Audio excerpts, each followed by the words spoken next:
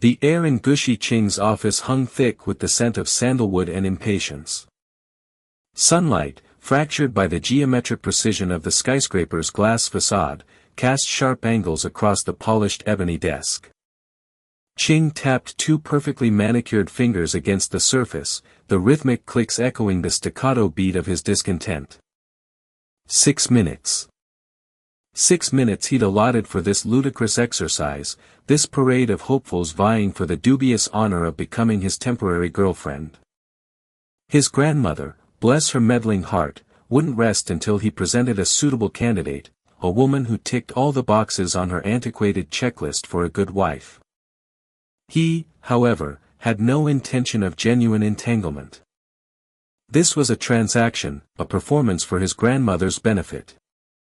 Love, commitment, those were messy variables he preferred to avoid.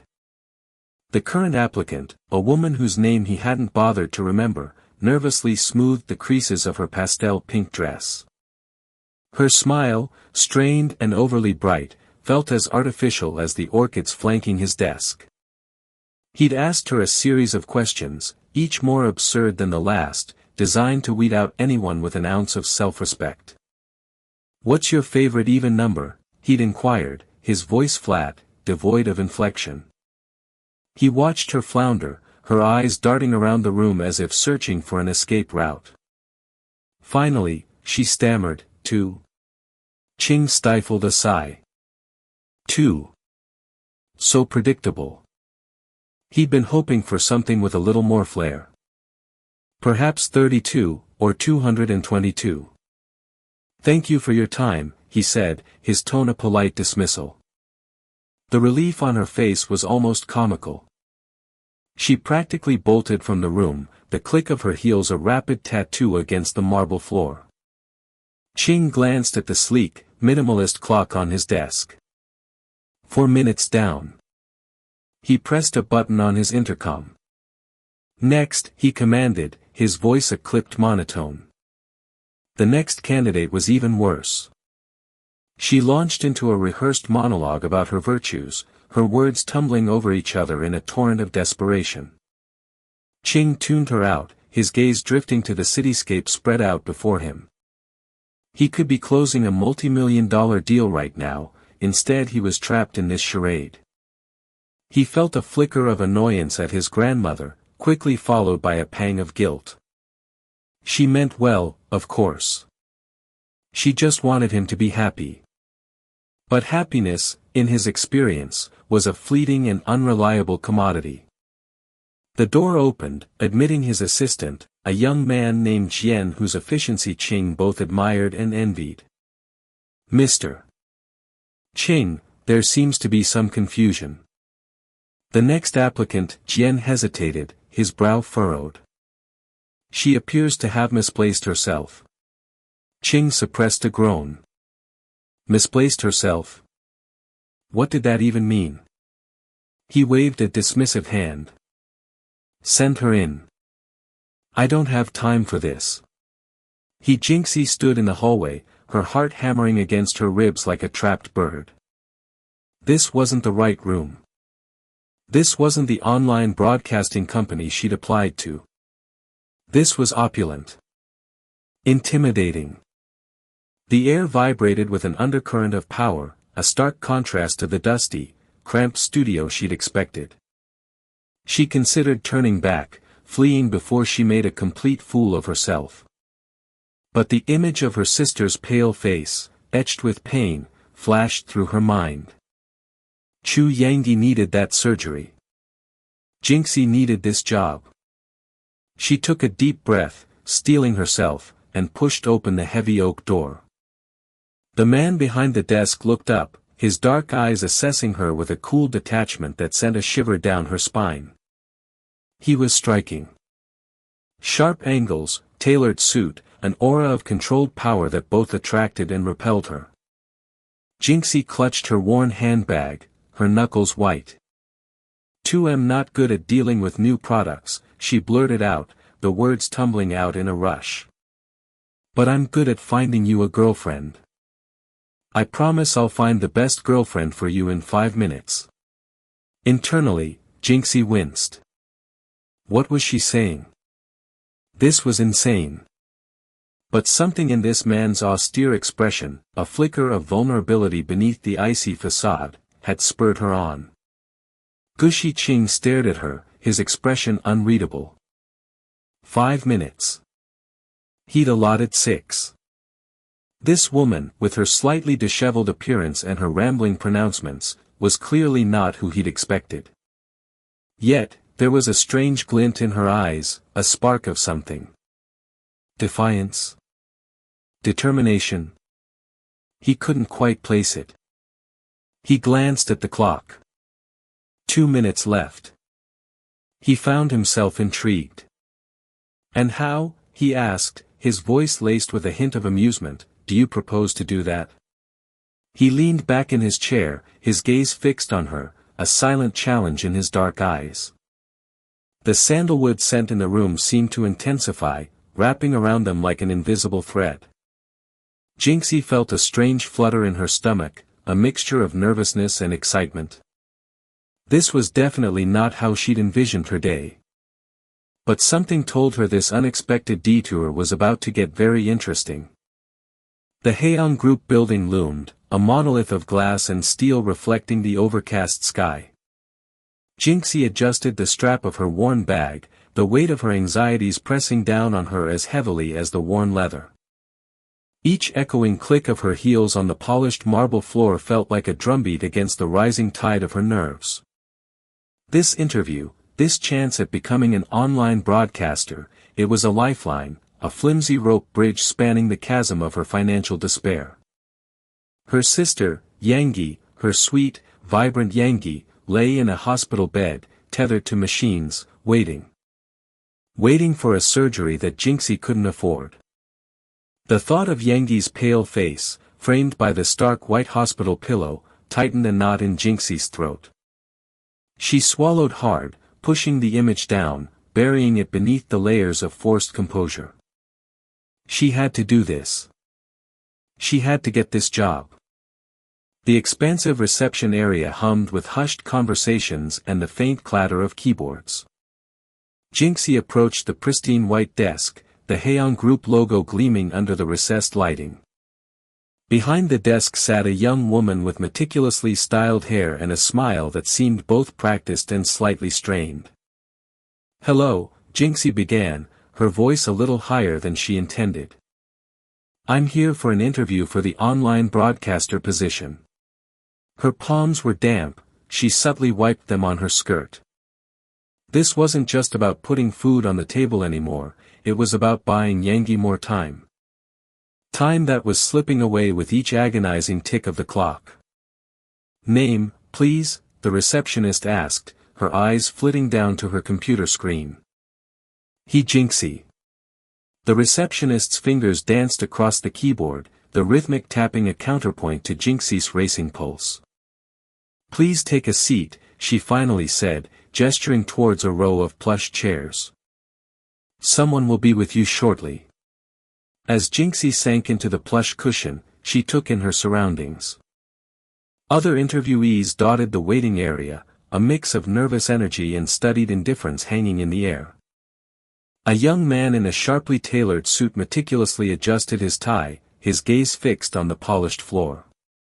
A woman with vibrant pink hair flipped through a portfolio, her expression a mask of professional calm. Jinxie felt a pang of self-doubt. Did she look the part? Was her worn blazer and simple blouse too ordinary? She tugged at the hem of her skirt, wishing she'd had the money to buy something newer, something that screamed, confident and capable. Minutes ticked by, stretching into an eternity. Jinxie's leg bounced nervously, a silent betrayal of her inner turmoil. Each passing moment felt like a stone added to the weight on her chest. What if she wasn't good enough? What if they chose someone else? The images of Yangi's frail form resurfaced, fueling her anxiety. A different woman, this one with a warm smile and a name tag that read, Mickey, approached. She held a clipboard, her eyes scanning the room. Jinxie, she called out. Jinxie's heart leaped into her throat. This was it. Yes, that's me, she said, rising to her feet, her knees slightly wobbly. Follow me, please, Mickey said, leading her down a long corridor. The hallway was lined with framed photographs, each depicting the Haeyoung group's illustrious history. Jinxie barely registered them, her mind consumed by the upcoming interview. She tried to recall the meticulously crafted answers she'd practiced, but they seemed to evaporate like mist in the face of her mounting nerves. Mickey stopped in front of a door marked, Interview Room B. Please wait here, she instructed. Mr. Gushi will be with you shortly. Jinxie's brow furrowed slightly. Mr. Gushi. The name didn't ring a bell. Hadn't the job posting mentioned MS Lee as the hiring manager? Perhaps Mr. Gushi was part of the interview panel. She took a deep breath, attempting to quell the rising tide of unease. Before she could knock, the door swung open, revealing a young woman with fiery red hair and a defiant expression. She stormed out, muttering under her breath, even numbers. What kind of ridiculous criteria is that? Jinxie's confusion deepened. Even numbers? What did that have to do with online broadcasting? Maybe this Mr. Gushi was eccentric. She pushed the door open and stepped into the interview room. The room was spacious and modern, dominated by a large mahogany table. Behind the table sat a man with an impeccably tailored suit and a face that could only be described as stoic. He held a pen, tapping it rhythmically against a stack of papers, his eyes fixed on the desk. He seemed utterly absorbed in his own world, oblivious to her presence. Jinxie cleared her throat. He looked up, his gaze sharp and assessing. There was an intensity in his eyes that made her feel strangely exposed. Are you the hiring manager, Miss Mickey? Jinxie stammered, her carefully rehearsed greeting dissolving into a nervous jumble. The man's eyebrows furrowed slightly. He opened his mouth to speak, but Mickey's voice interrupted. Mr. Gushi, Mickey said, addressing the man, this is number 6. She gave Jinxie a quick, almost apologetic glance before slipping out of the room, closing the door softly behind her. Number 6. Jinxie's mind raced. Number 6 for what? This wasn't how any job interview she'd ever been to had started.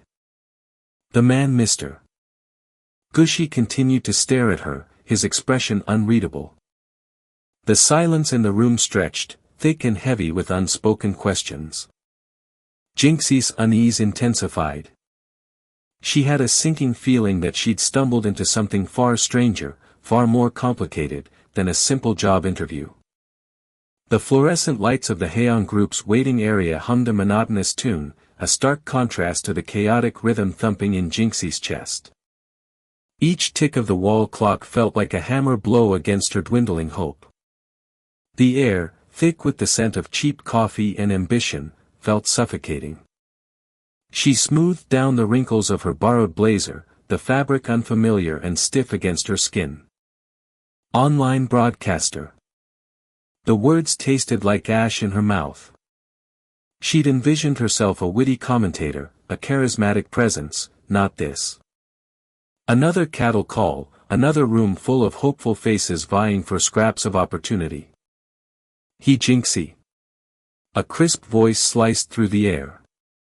Jinxie flinched, the name a stark reminder of the irony it held anything but jinxed. She desperately needed a win. She followed the impeccably dressed assistant down a long, sterile hallway. The polished floors reflected the harsh overhead light, creating an almost dizzying effect. Each click of her worn heels against the gleaming surface felt like a tiny act of rebellion against this world of pristine surfaces and effortless wealth. The assistant deposited her in front of a closed door, offering a curt nod before disappearing back down the hall. Jinxie took a deep breath, the metallic tang of fear clinging to the back of her throat. She pushed open the door. The room was surprisingly small, dominated by a large, dark wood desk. A man sat behind it, his face obscured by the glare of the laptop screen. He didn't look up. Jinxie hesitated, her carefully rehearsed introduction dissolving into a nervous silence. "Sit," the man said, his voice a low rumble that vibrated through the room. It held an odd mix of authority and boredom. Jinxie perched on the edge of the elegantly upholstered chair, the plushness a jarring contrast to the hard plastic seats in the waiting area. The man finally looked up, his gaze sharp and assessing. He was younger than she'd expected, his features sculpted and severe, framed by thick, dark hair. He exuded an aura of power, of someone accustomed to getting what he wanted. He didn't look like someone who needed to hire a girlfriend. Jinxie's stomach twisted. This wasn't the panel of interviewers she'd anticipated. "You're late," he said, his tone clipped. Jinxie's mind raced. Late? She'd been meticulously punctual. I don't think he cut her off, waving a hand dismissively. "It doesn't matter. Let's get this over with. You understand the terms." "Terms? What terms?" Jinxie felt a prickle of unease. This wasn't how any job interview she'd ever experienced had begun. She swallowed, her mouth suddenly dry. "I'm not sure I do." The man leaned back in his chair, steepling his fingers.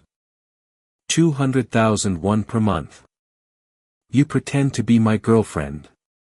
You attend family dinners, social events, whatever is required. You maintain a respectable appearance. No emotional entanglements. No unnecessary questions. Clear. Jinxie stared at him, her thoughts a tangled mess. 200,001. That was a lot of money. Enough to cover a significant portion of Yangi's medical bills. Enough to give her mother a moment's peace. But a pretend girlfriend? This was insane. I don't understand," she stammered. "I'm here for the online broadcaster position." A flicker of annoyance crossed the man's face. "There must be some mistake. I'm looking for a girlfriend, not a broadcaster." He picked up a file from his desk, flipping through it with an impatient flick of his wrist. Choi Mina. That's who I'm expecting. Choi Mina. Jinxie's mind reeled. Wrong room. Wrong interview. Wrong everything. She felt a wave of dizzying relief, followed immediately by a crushing sense of disappointment. 200,001 gone. She rose to leave, her legs suddenly shaky. "I'm so sorry. I must have the wrong room." "Wait." The man's voice stopped her. He looked up from the file, his expression thoughtful. "If you are my girlfriend," he began, his voice slow and deliberate, "what do you want from me?" Jinxie froze. What did she want? What did she need?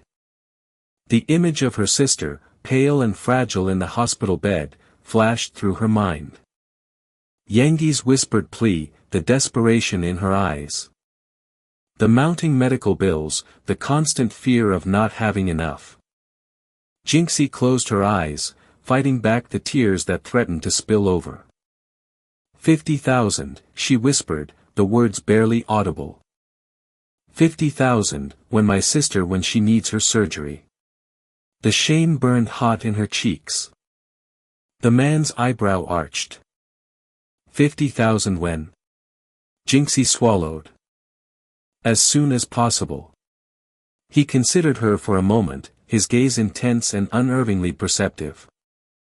20,001 per month is fine, too, he said finally, his voice devoid of any inflection. Jinxie stared at him, her mind struggling to process his words. He was actually considering it. This surreal, improbable scenario was actually happening. Okay, he said, rising from his chair. "It'll be you, then."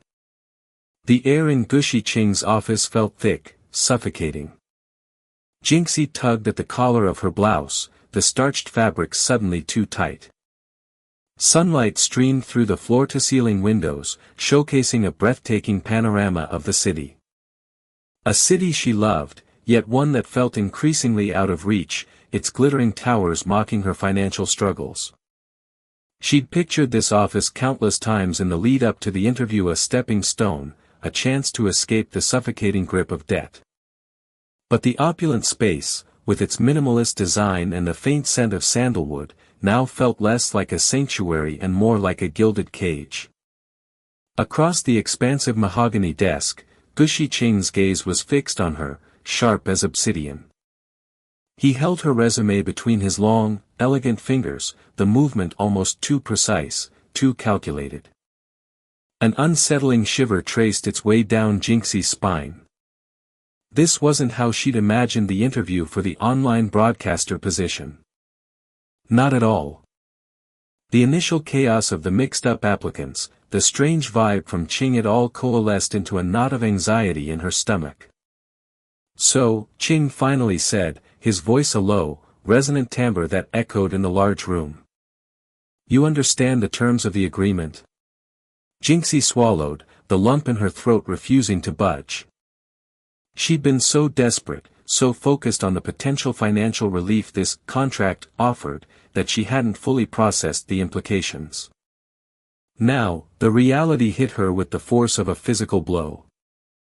I think there's been a misunderstanding," she began, her voice trembling slightly. Internally, she cursed her nervousness.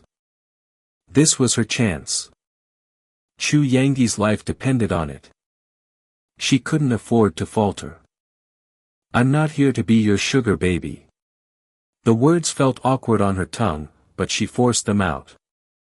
A flicker of something unreadable crossed Ching's face. His eyebrows, perfectly sculpted, drew together slightly. "Sugar baby." He repeated the term slowly, as if tasting it.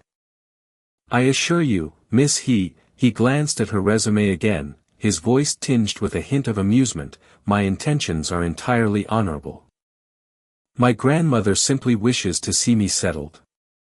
Before Jinxie could respond, the office door swung open, revealing a woman who radiated an aura of quiet authority. Her silver hair was pulled back into an elegant bun, her eyes, though wrinkled with age, held a sharp, intelligent glint.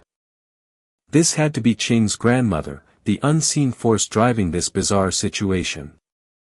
Ching," the woman said, her voice surprisingly strong. "Is this the young lady?"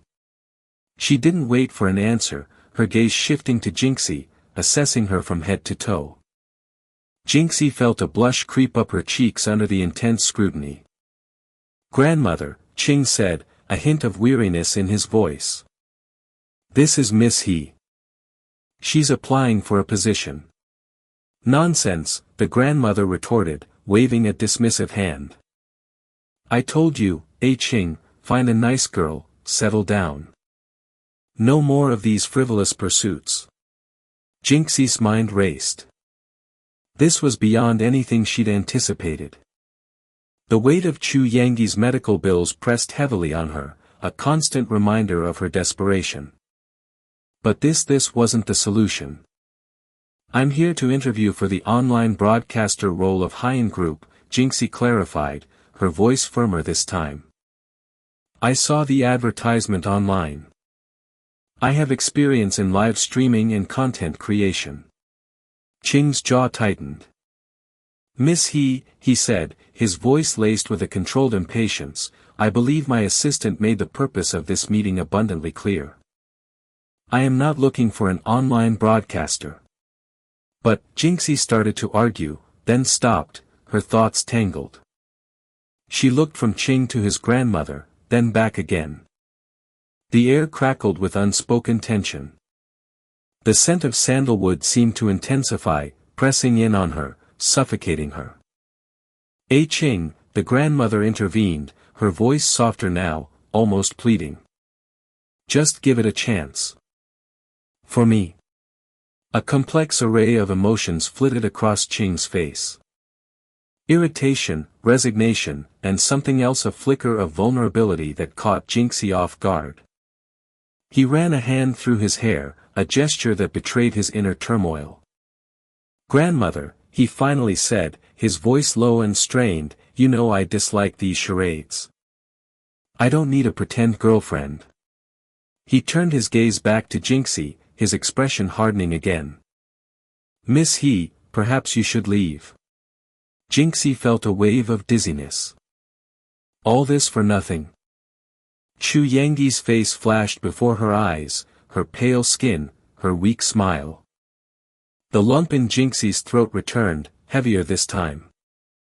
"Wait," she blurted out, her voice barely above a whisper. She couldn't leave empty-handed. Not when so much was at stake. What if I could do both? Her mind raced, scrambling for a solution, a way to bridge the chasm between their expectations and her desperate need. Qing raised an eyebrow, intrigued. "Explain." Jinxie took a deep breath, gathering her courage. "I need the money. And you need someone to satisfy your grandmother." She hesitated, then plunged on. "I can be your pretend girlfriend, while also working as an online broadcaster for Haiyan Group. Two birds, one stone." Silence hung heavy in the air. Jinxie held her breath, waiting for his response. The city outside the window glittered, a silent witness to her gamble. A gamble she couldn't afford to lose. The rhythmic ticking of a clock on the wall seemed to amplify the tension, each tick a countdown to her fate. Qing studied her, his gaze intense, searching. He seemed to be weighing something in his mind, calculating the risks and rewards. Finally, a slow smile spread across his face, a smile that didn't quite reach his eyes, but one that held a hint of something akin to acceptance. "Very well, Miss He," he said, his voice regaining its usual composure. "Let's discuss the terms of this unique arrangement." The sterile scent of antiseptic hung heavy in the air, a stark contrast to the metallic tang of blood that coated Jinxie's tongue. Yangyi's hand, thin and fragile, clutched hers with surprising strength. "Don't worry, Jia," Yangyi whispered, her voice raspy, "it's just a little setback." Jinxie forced a smile, her heart twisting with a familiar ache. A little setback. That's what they called it when the medical bills piled higher than the hospital ceiling, when hope felt as thin as the threadbare hospital blankets. She squeezed Yangyi's hand, a silent promise to find a way, to move mountains if she had to. Leaving the hospital, the city lights blurred into a kaleidoscope of anxieties. Each flashing neon sign felt like a mocking reminder of her empty pockets. How could she possibly afford this? The online broadcasting job had seemed like a lifeline, a chance to claw her way out of this financial pit, but even that had slipped through her fingers, replaced by this bizarre charade with the eccentric gushy Qing. The thought of him, with his crisp suits and even-numbered obsessions, brought a bitter laugh to her lips. He was a world away from the antiseptic-soaked reality of her life. Stepping onto the curb, her mind still reeling, Jinxie didn't see the sleek black car until it was almost too late. A screech of tires, a jolt that sent her sprawling, and the world tilted on its axis. Pain shot through her ankle, a searing, white-hot agony. "Ouch," she gasped, the word escaping in a ragged breath. "It hurts so much. You hit me." She looked up, expecting to see a stony-faced driver, bracing herself for an argument. Instead, she saw a man with kind eyes and a worried frown scrambling out of the car.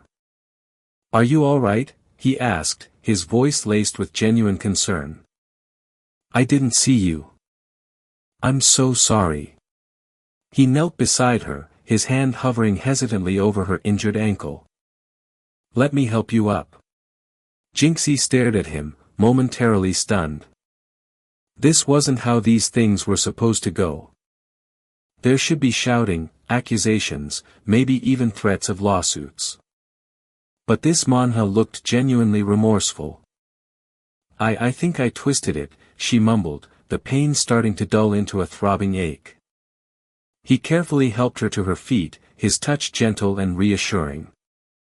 "We should get this checked out," he said, his brow furrowed. "I can take you to the hospital." Jinxie hesitated.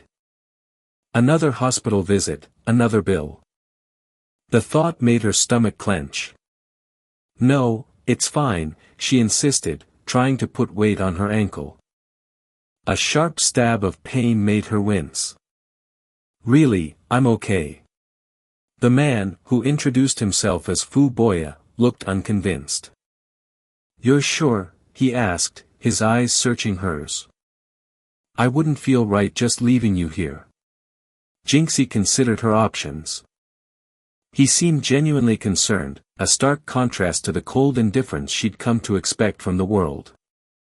And her ankle really did hurt. A lot.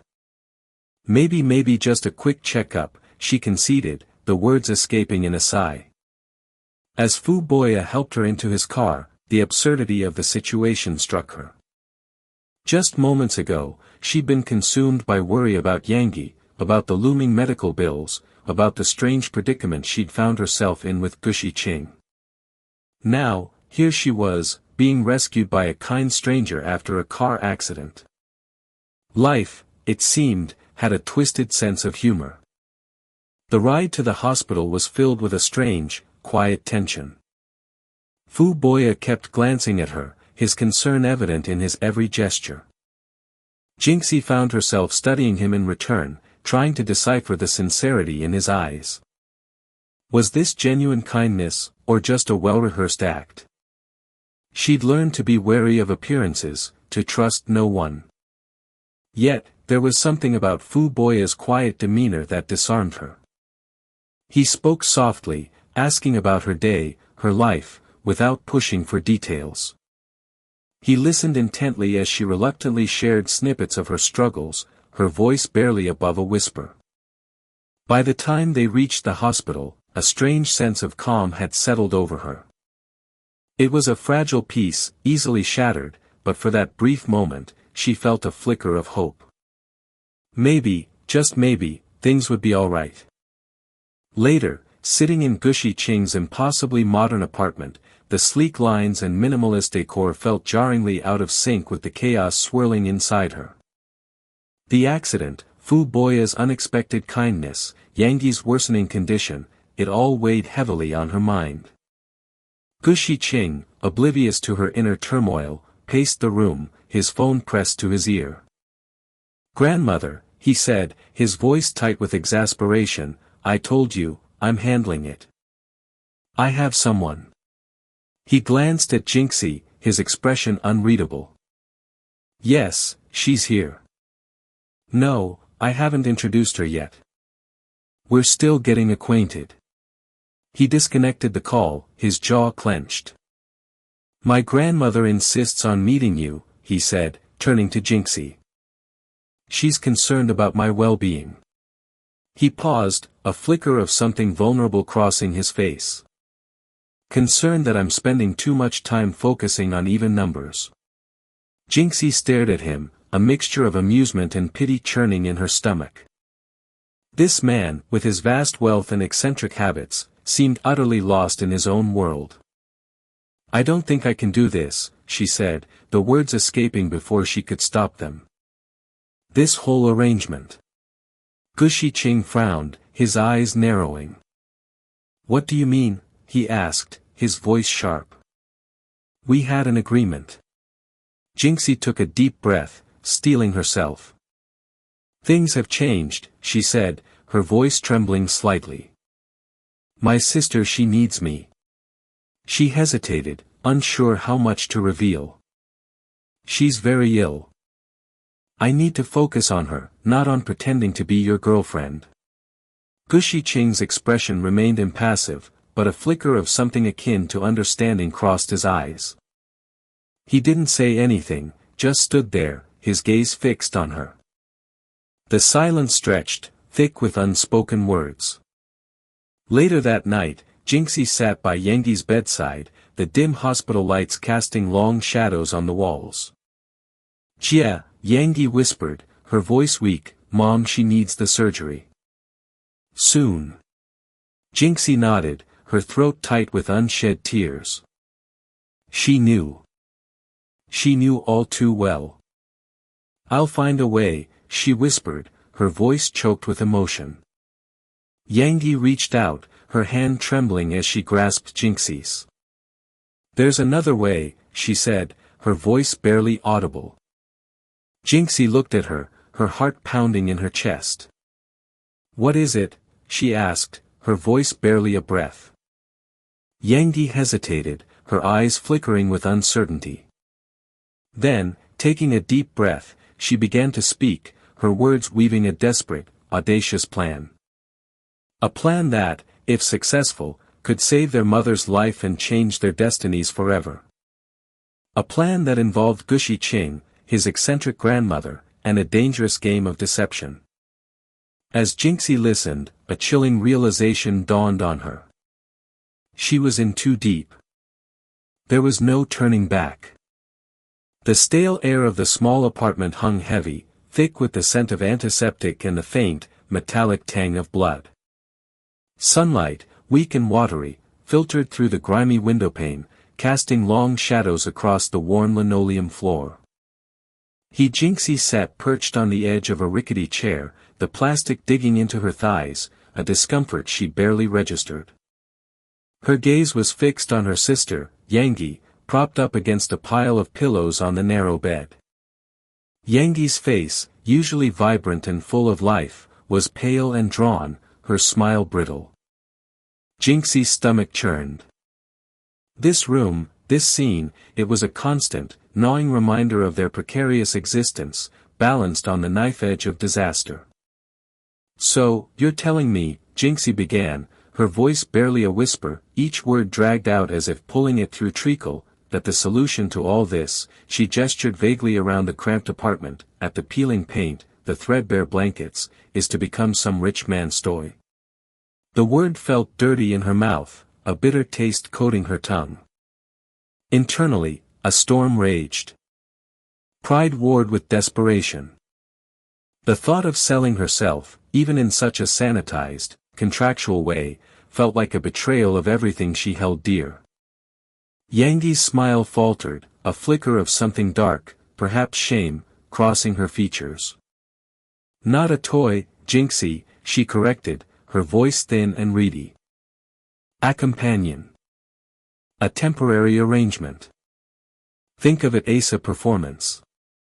Her eyes, usually bright and mischievous, were clouded with a weariness that made Jinxie's heart ache.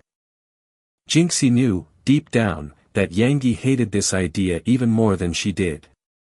"A performance?" Jinxie echoed, the words laced with disbelief. She thought of the opulent office, the sleek, impersonal lines, the man with eyes as cold and hard as polished obsidian. Gushi Qing. The name itself sounded like a curse. A performance for him? A charade to appease his grandmother? It all felt so grating. She closed her eyes, the image of the hospital bill flashing behind her eyelids, the stark numbers a brand seared into her memory. Dar.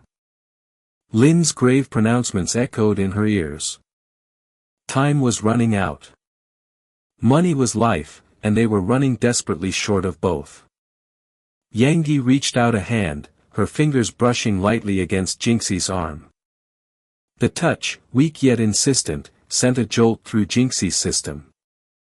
"Jinxie," Yangi's voice was soft, pleading, "Gushiking needs a contract girlfriend. If we work with him, we'll get a lot of money. Enough for everything."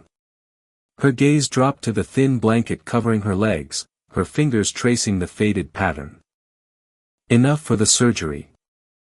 Enough for a fresh start." The words hung in the air, heavy with unspoken promises and desperate hopes. Jinxie stared at her sister, her heart a leaden weight in her chest. She thought of their mother, her frail body ravaged by illness, her eyes filled with a silent, enduring pain. She thought of the crushing weight of debt, the constant fear that clung to them like a second skin.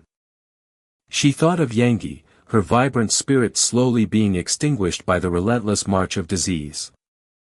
And in that moment, the humiliation, the pride, the moral qualms, all of it faded, dwarfed by the overwhelming need to save her family. A long silence stretched between them, punctuated only by the rhythmic beeping of the medical equipment in the corner of the room. The air crackled with unspoken tension, the weight of their shared desperation pressing down on them. Jinxie could feel the gears turning in her mind, the frantic calculations, the desperate weighing of options. There was no other way. She knew it, with a certainty that chilled her to the bone. Finally, after what felt like an eternity, Jinxie drew a shaky breath. How much money are we talking about? The question felt small, insignificant in the face of the enormous decision she was about to make, yet it was the only question she could voice. She needed to know. She needed to quantify the sacrifice. A flicker of something akin to hope sparked in Yangi's eyes. She reached beneath her pillow and pulled out a small, folded piece of paper. She handed it to Jinxie, her fingers trembling slightly. "I've cleared the hospital bills for you. How is that? Sincere enough?" Jinxie unfolded the paper, her eyes scanning the figures. The amount was staggering, far more than she had dared to hope for. It was enough for the surgery, enough for the aftercare, enough to give them a chance, a fighting chance, at a life free from the suffocating grip of poverty and illness. She stared at the numbers, her mind reeling, trying to comprehend the magnitude of what this meant. It was a lifeline, a rope thrown to them in the darkest depths of despair. She looked up at Yangi, her eyes filled with a complex mixture of emotions, gratitude, relief, and a deep, abiding sadness. She knew that this decision would change everything. She knew that it would lead her down a path fraught with uncertainty and potential danger. But she also knew that she couldn't refuse. She couldn't turn her back on her family. Not now. Not when they needed her the most. "Okay," she said, her voice barely above a whisper, the word heavy with the weight of her decision. "Okay, I'll do it." The words felt strange and foreign in her mouth, a betrayal of everything she believed in, yet they also felt like a liberation, a release from the crushing weight of responsibility she had carried for so long. She had made her choice. She had crossed the Rubicon. And there was no turning back. The sleek, modern lines of Gushi Qing's apartment assaulted Jinxie's senses. Everything was polished, gleaming, and utterly impersonal. Sunlight, refracted through the floor-to-ceiling windows, glinted off surfaces with an almost aggressive sterility. Jinxie shifted the worn duffel bag on her shoulder, the cheap canvas a stark contrast against the pristine white marble floor. She felt a prickle of unease, a premonition that this pristine space would soon become a battleground for her sanity. 2,000 yuan a day, she reminded herself, the thought a bitter balm against the rising tide of discomfort. 2,000 yuan can buy a lot of antibiotics.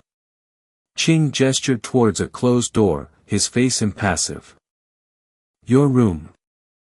The rules are simple." His voice, smooth and controlled, held the same detached quality as the apartment itself. Jinxie followed his gaze, the weight of the duffel bag suddenly feeling like lead. Rules, she thought, her stomach clenching. There are always rules. Inside, the room was a minimalist's dream or a prisoner's cell, depending on your perspective. 2 bedside lamps, 2 chairs, a double bed. Even the decorative pillows came in pairs. Jinxie suppressed a sigh. She had a feeling this obsession with even numbers would become a recurring theme. "Everything around me needs to be an even number, including you." Qing's voice cut through her thoughts. He leaned against the doorframe, his expression unreadable.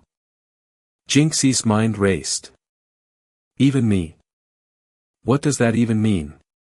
Before she could formulate a question, he continued, his words hanging in the air like a dropped glass. Let's get married. Jinxie stared at him, momentarily speechless. Married? This charade was escalating far faster than she'd anticipated.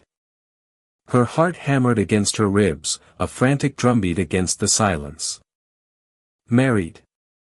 To this stranger. The word felt foreign, alien on her tongue. Yet, a flicker of grim amusement danced in her eyes. Well, at least it pays well. Married, she echoed, injecting a note of bewildered amusement into her voice. It was a risky gamble, but she needed to maintain a semblance of control, a sliver of her own identity amidst this whirlwind of absurdity. Ching merely nodded, his gaze unwavering. He seemed oblivious to the turmoil raging within her.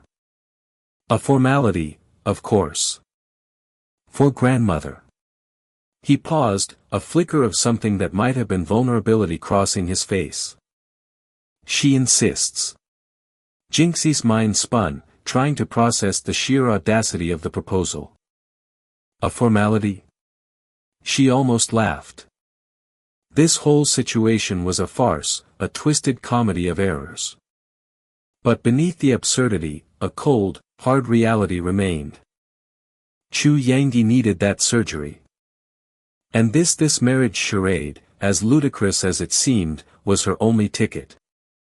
Of course, she replied, her voice carefully neutral. Inside, however, a storm raged. A formality. Right. The words tasted like ash in her mouth. The days that followed blurred into a surreal montage of even numbers and forced smiles. Jinxie learned to navigate Qing's obsessive world, arranging cushions in pairs, ensuring there were always two of everything within his line of sight. She even started counting her steps, a nervous tic she developed in response to his constant scrutiny. It was exhausting, a performance that demanded every ounce of her energy. Yet, amidst the absurdity, an unexpected connection bloomed.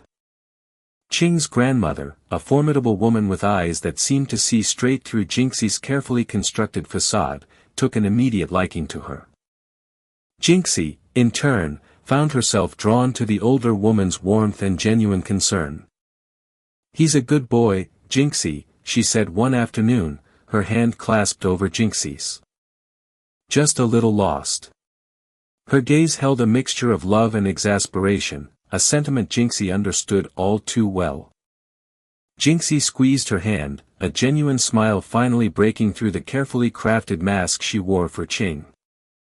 I know, she replied softly, her thoughts drifting to her own mother, frail and vulnerable in her hospital bed. Lost. We're all a little lost, aren't we? The charade of their relationship continued, evolving into something more. Not love, not yet. But a strange, fragile understanding began to weave its way between them, a silent acknowledgement of the shared performance they were both enacting. Jinxie found herself anticipating Qing's rare smiles, the fleeting moments when his rigid control seemed to falter, revealing glimpses of the man beneath the mask. And Qing, though he never admitted it, seemed to find a strange comfort in her presence, a quiet respite from the suffocating pressure of his grandmother's expectations. One evening, as they sat on the ridiculously symmetrical sofa, pretending to watch a nature documentary about mating rituals in the animal kingdom, Qing turned to her, his expression uncharacteristically hesitant. Thank you, he murmured, his voice barely above a whisper. Jinxie blinked, surprised by the sudden vulnerability in his tone. For what? He hesitated, his gaze fixed on the flickering screen. For pretending. Jinxie felt a pang of something akin to sympathy. This man, so controlled, so obsessed with order, was just as trapped as she was, bound by the invisible chains of family expectations and societal pressures. We all pretend, sometimes, she replied softly, her voice laced with a newfound understanding. The contract remained, a tangible reminder of the transactional nature of their arrangement. But beneath the surface, something intangible had shifted. The lines had blurred, the roles become less defined. They were still pretending, still playing their parts. But the performance had become less of a charade and more of a shared secret, a strange, fragile bond forged in the crucible of their mutual deception. The apartment, once a symbol of her captivity, now felt different. Less sterile, more like a stage for their ongoing performance, a strange, bittersweet play with no clear ending in sight. The opulent, sterile apartment felt like a gilded cage. Jinxie traced the edge of a porcelain teacup, its smooth surface cool against her fingertips. 2 lumps of sugar sat beside it, precisely placed, mocking her with their evenness. Qing's obsession with pears bordered on comical, a compulsive tic that extended from his socks to the number of cushions on the sofa. She wondered if he counted his breaths, ensuring they came in 2s. 2 sugars. Jinxie's voice sounded small in the cavernous living room. Gushi Qing, perched on the edge of a stark white armchair, barely glanced up from his tablet. Of course. Balance is essential, wouldn't you agree? Essential for tea? She bit back the sarcastic retort. This charade, this elaborate performance of being his girlfriend, was becoming more surreal by the day. 2 sugars, 2 matching lamps, 2 identical pens on his desk. It was exhausting. Her mind raced, calculating. 2,000 yuan for 2 weeks of pretending. Enough for the first installment of Chu Yangi's surgery. Her sister's pale face, etched with pain, flashed before her eyes. The porcelain cup suddenly felt heavy in her hand.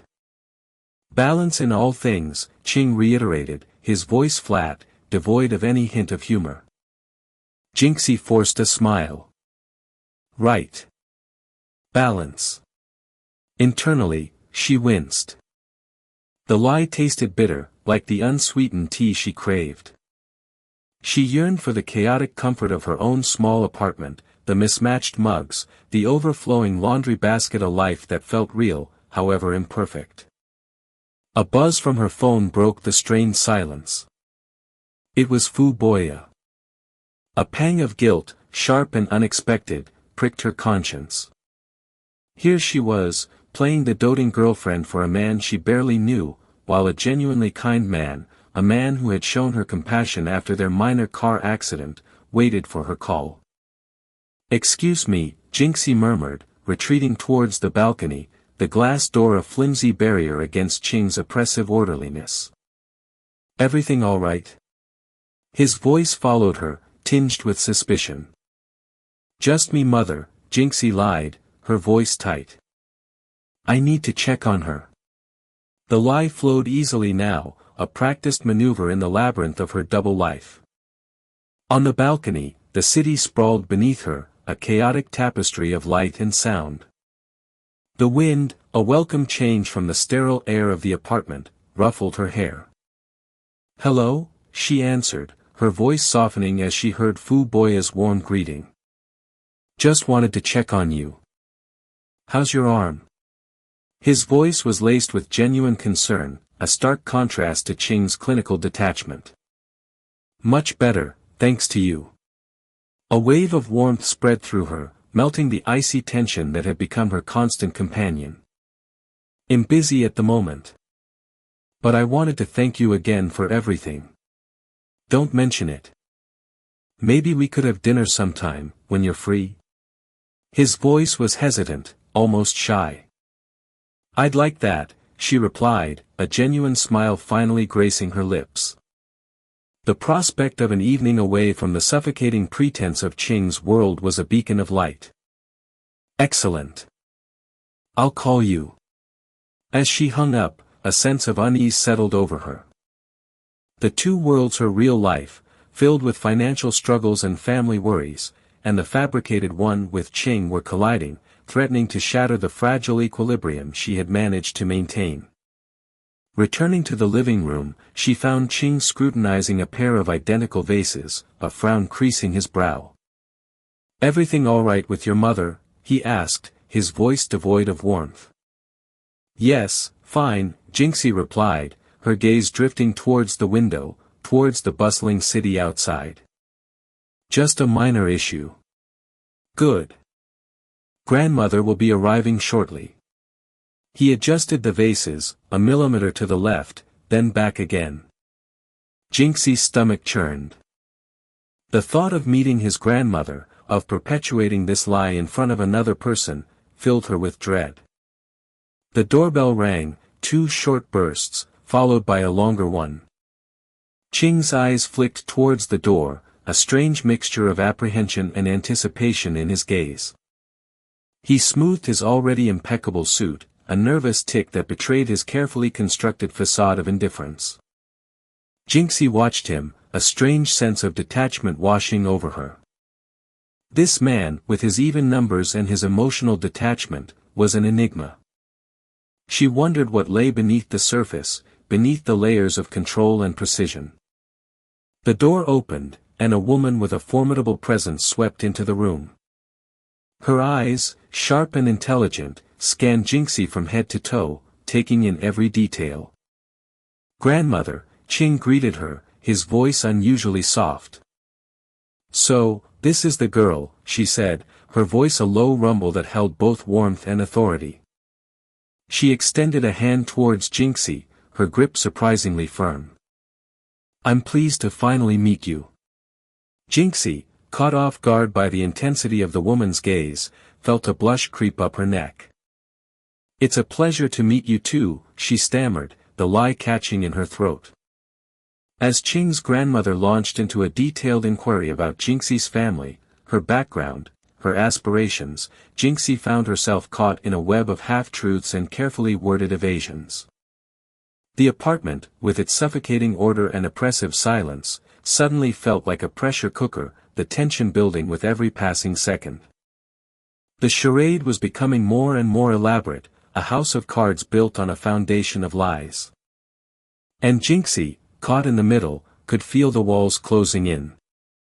The weight of her sister's illness, the mounting financial pressure, and the tangled web of deceit she had woven threatened to crush her. Yet, somewhere amidst the chaos, a strange seed of defiance began to sprout. She wouldn't break. She couldn't. For Chu Yangyi, for her family, for a future free from the suffocating grip of desperation, she would play the game. She would wear the mask. She would become whoever she needed to be. The air hung thick with the cloying sweetness of artificial flowers. Jinxie inhaled deeply, the scent catching in her throat like a feather. Around her, the wedding photo studio buzzed with activity, the rustling of taffeta, the click of cameras, the hushed whispers of assistants. It was a world of manufactured romance, and she felt acutely out of place. Her fingers fidgeted with the stiff satin of the wedding gown. It was heavy, opulent, and entirely unlike anything she'd ever imagined herself wearing. She glanced sideways at Gushi Qing. Impeccably tailored in a tuxedo, he stood stiffly, his expression as blank as the pristine white backdrop behind them. He looked less like a groom and more like a hostage.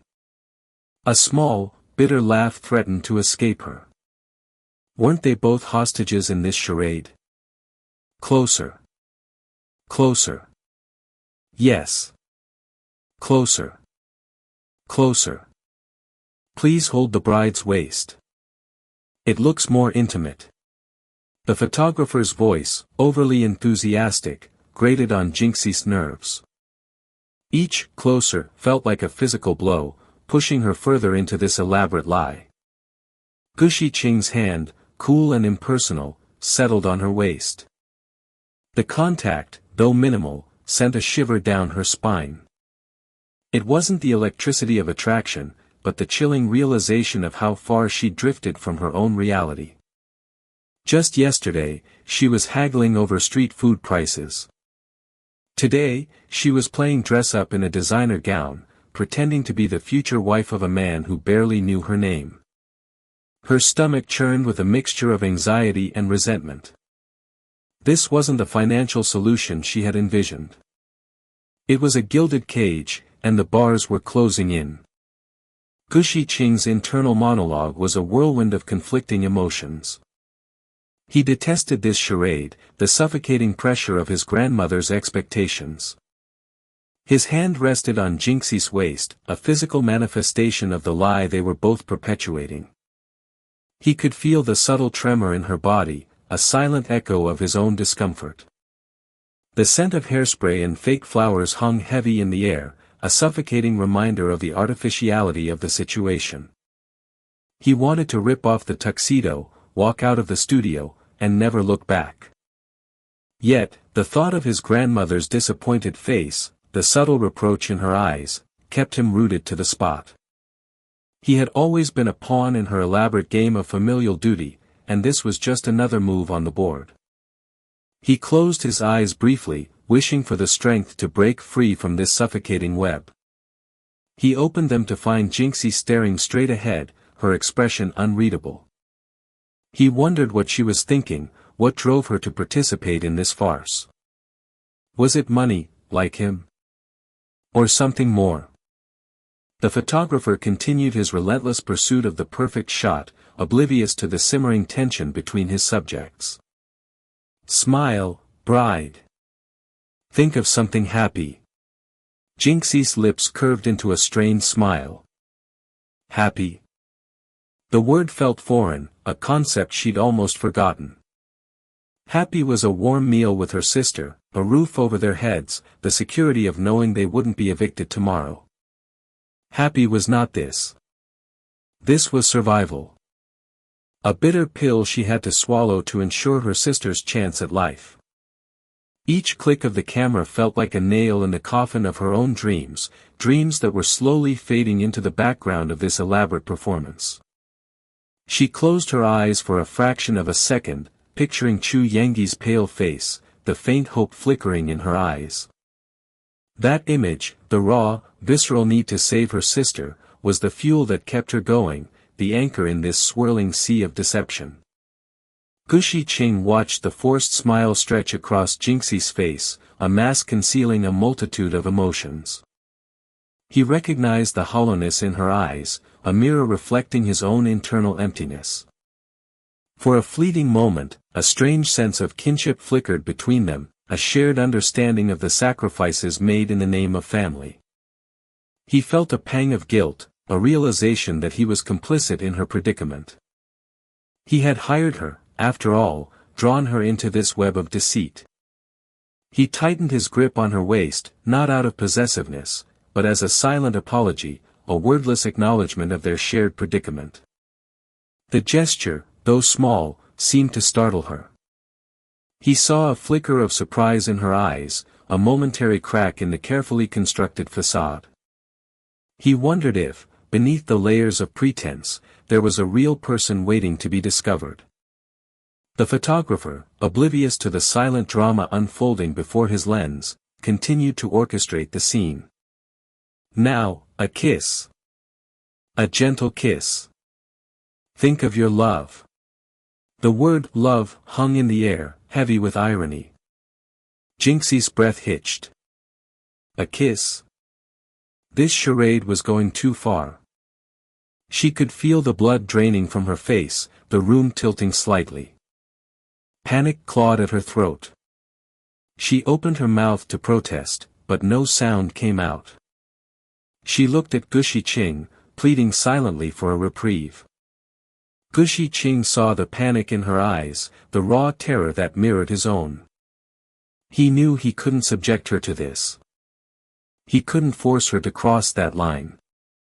He leaned in, as if to comply with the photographer's instructions, but instead, he whispered, barely audible, "Don't worry.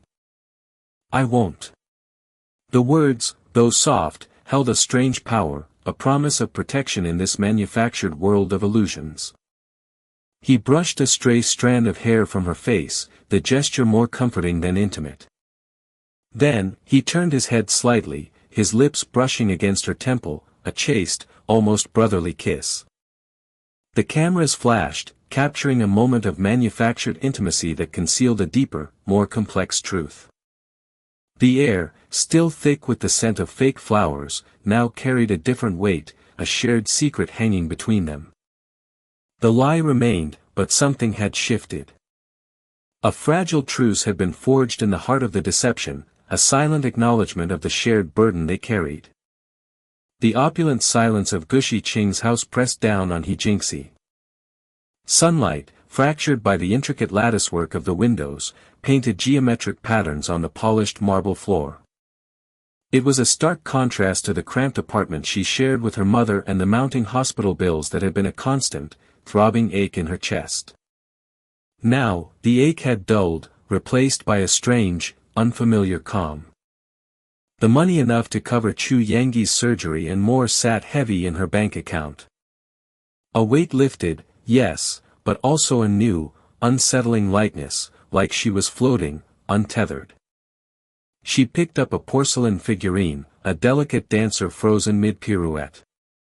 It was worth more than she had made in a month, maybe more than she'd ever made. Jinxi quickly replaced it, a sudden tremor in her hand. This wasn't her life. This opulent house, the fragile dancer, the weightless freedom from financial despair, none of it truly belonged to her. The intercom buzzed, cutting through the stillness. It was Fu Boya, calling from the gate. He wanted to return her phone, the one that had shattered in the accident.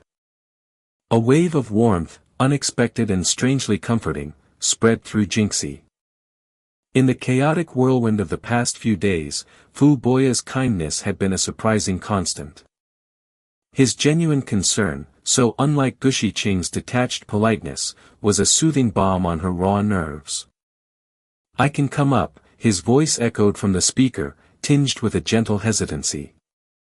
Jinxi hesitated. This was Gushi Qing's house, not hers. Did she even have the right to invite someone in? "I'll come down," she finally said, her voice firmer than she felt. As she descended the grand staircase, the cool marble beneath her bare feet a sharp contrast to the luxurious carpets she'd been treading, she thought about Gushi Qing. He hadn't called since their last, awkward encounter. The contract had been terminated, the money transferred. A clean break, just as he'd wanted. A strange pang of something disappointment. Relief? Flickered in her chest. She pushed it down, telling herself she didn't care. Fu Boya was waiting by the fountain in the courtyard, a hesitant smile playing on his lips. He was dressed simply, in jeans and a white shirt, yet he possessed an effortless grace that seemed to mock the ostentatious grandeur of his surroundings. He held out her phone, encased in a brand new protective cover. "I figured you'd need this," he said, his voice warm and sincere. "I also got you a new screen protector. You know, just in case." Jinxi took the phone, her fingers brushing against his. The contact sent a surprising jolt through her, a spark of something she hadn't felt in a long time. "Thank you," she murmured, her cheeks flushing. "That's really thoughtful." "It was the least I could do," he replied, his gaze holding hers. There was a flicker of something in his eyes, admiration. Interest.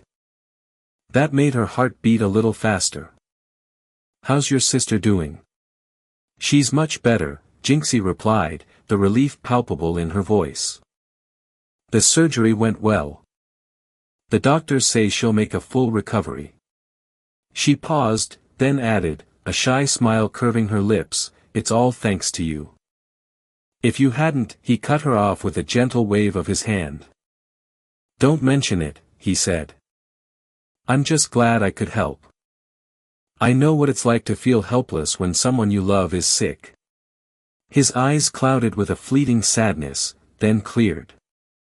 "So," he said, changing the subject, "what are your plans now?" Jinxi shrugged, a strange mixture of excitement and uncertainty churning within her.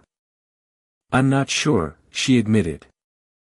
"I had applied for a job as an online broadcaster before all this happened.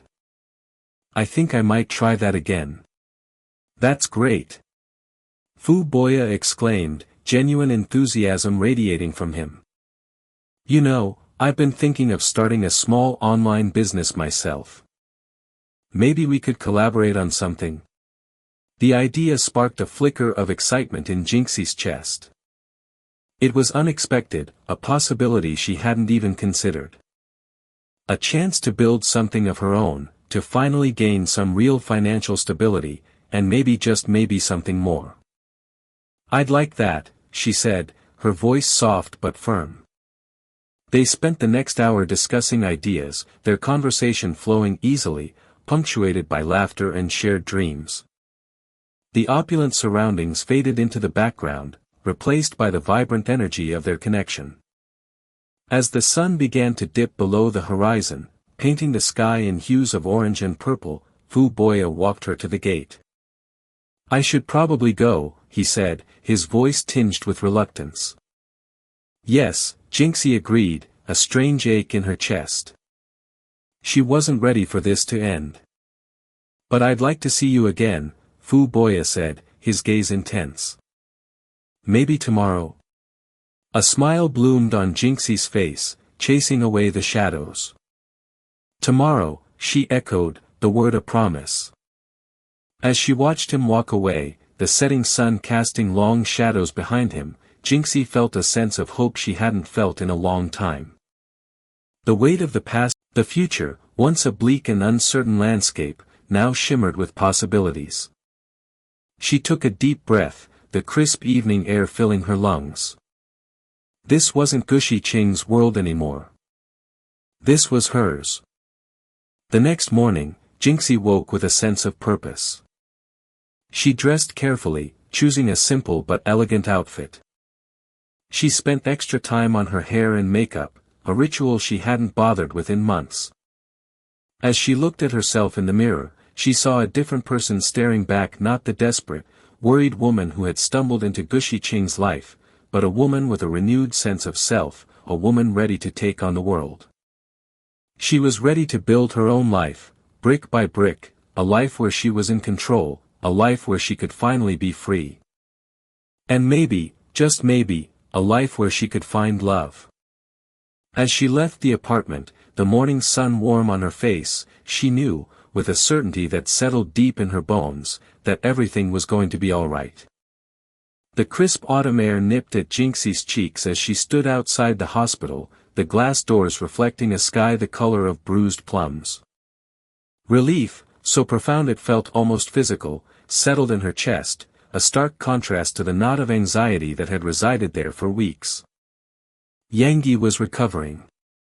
The surgery, a daunting, expensive necessity, had been a success. Jinxie exhaled, a plume of white against the darkening sky. She hadn't realized how tightly she'd been holding her breath. Gushi Qing, eccentric as ever, had quietly ensured the funds were available, a gesture so unexpected it had left Jinxie speechless. He hadn't asked for anything in return, hadn't even wanted to discuss it. His grandmother, a woman whose shrewd eyes missed nothing, simply smiled knowingly and patted Jinxie's hand. Family is everything, she'd said, her voice surprisingly gentle. And sometimes, family comes in the most unexpected forms. Jinxie pushed open the hospital doors, the antiseptic smell familiar now. She'd spent so many hours here, the vinyl chairs imprinted with the shape of her worry. Now, walking down the sterile corridor, she felt a lightness in her step she hadn't felt in months. Yangi was awake, her face pale but her eyes bright. Jinxie sat beside her, taking her sister's hand, its fragility a stark reminder of the battle they'd just won. You scared me, Jinxie whispered, her voice thick with emotion. She thought of the frantic search for money, the desperate applications, the chance encounter with Gushi Qing that had spiraled into something complicated. It felt like a lifetime ago. Yangi squeezed her hand weakly. You saved me, she murmured, her voice raspy. You always do. Later, as dusk settled, casting long shadows across the city, Jinxie found herself sitting in a small, cozy cafe, the aroma of freshly brewed coffee filling the air. Across from her sat Fu Boya, his kind eyes crinkled in a warm smile.